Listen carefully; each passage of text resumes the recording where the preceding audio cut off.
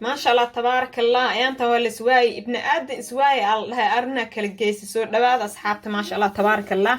ياش وحال الديدو يا محل هاي كرك فانتو هوسكا كولا على أفار حسن كسوهر جدنا alaabta marka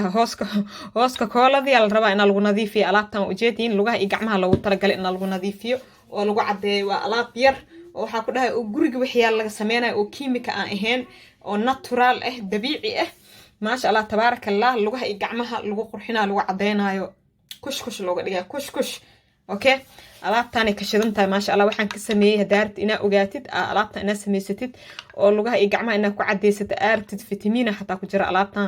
wax laga qaadi karo malaha waxa soo daawan kartaa fiidiyogan dhameystiran kanaalkayga cusub aan u wareegay ee ana Faaduma channel kanaalkaas ayaa ka soo daawan kartaa fiidiyowga dhameystiran bilaab ilaa dhamaad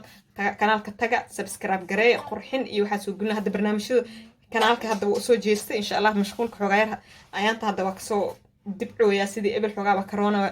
oo ayaanta mashquul saa'id aan noqdo aragteen kanaalka isku weyna insha Allah laakiin xogaayar mashquulku isu dibcooya mashquulku maadaama isu dibcaa insha Allah barnaamijyada ay soo badan doona adinkana kaalintiin guta like share comment iyo subscribe intaas dhac yalla wada murmi insha Allah fiidiyowgan dhameystiran waxa ka daawan kartaa kanaalkayga cusub aan u wareegay ee ana Faaduma channel